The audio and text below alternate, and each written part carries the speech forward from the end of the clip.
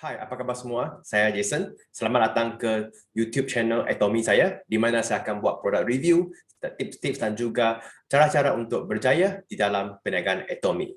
Bagi mereka yang first time menonton video ini, jangan lupa untuk subscribe video saya, share supaya anda boleh mengetahui lebih lanjut bila saya ada video baru yang akan keluar. Dan seterusnya, anda mungkin boleh kongsi kepada kawan-kawan anda yang ingin mengenali Atomy dengan lebih dekat lagi.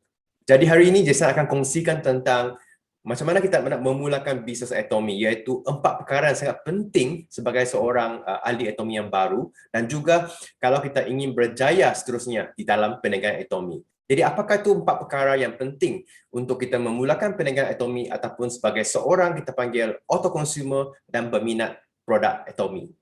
Yang pertama, menjadi seorang peminat setia ataupun pengguna tegar Atomy.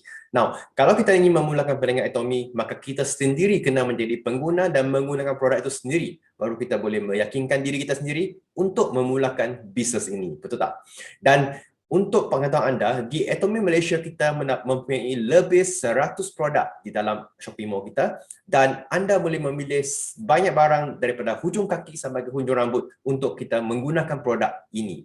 Dan kategori sebagai seorang pengguna tegar ataupun seorang loyal consumer Atomy ialah menggunakan sekurang-kurangnya 20 jenis produk, ya, 20 jenis produk, sama ada berus gigi, ubat gigi, sabun mandi, shampoo, suplemen, vitamin C dan seterusnya. 20 produk, maka anda dikategorikan sebagai seorang pengguna tegar ataupun loyal consumer Atomy. Kedua, kita kena pandai untuk membeli belah secara sendiri online. Kita boleh buat begitu dengan melayari halaman web page Atomy di www.atomy.com.my, ataupun kita boleh download Atomy Mobile di aplikasi Google Play Store ataupun Apple Store. Sangat senang seperti mana kita membeli belah di Shopee Mall yang lain. Kita buat bayaran dan barang akan dihantar ke rumah kita ataupun di center yang terdekat yang anda pilih ketika mendaftar sebagai ahli Atomy.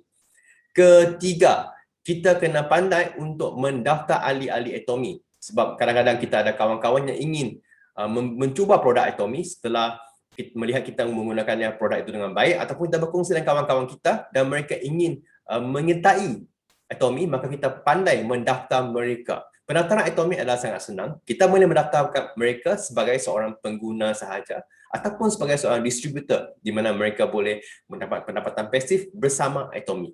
Untuk mendaftar Atomy sangat senang. Anda boleh daftar melalui aplikasi Atomy Mobile ataupun online di halaman web page Atomy.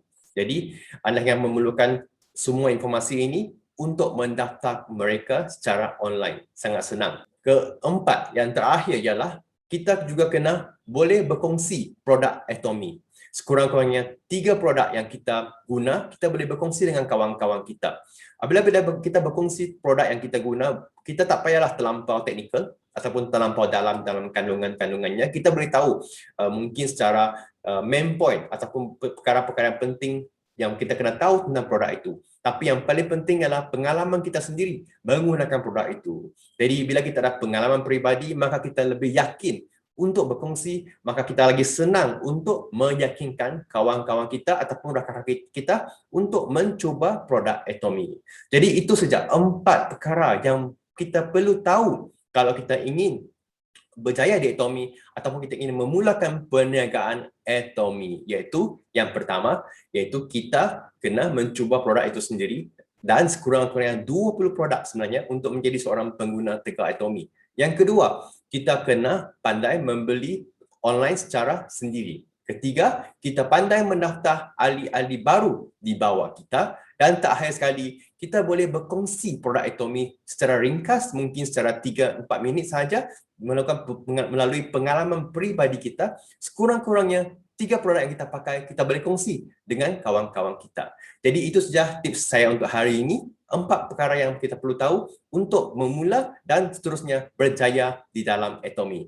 Saya mengharapkan video yang ringkas ini mampu membantu anda untuk mengetahui lebih lanjut tentang Atomy dan untuk anda lebih berjaya di dalam Atomy. Okay? Jadi jangan lupa untuk subscribe channel saya untuk video-video yang akan datang dan juga like dan share kepada kawan-kawan anda yang mungkin ingin tahu lebih lanjut tentang Atomy. Itu sahaja daripada saya. Jumpa lagi anda di video saya yang akan datang.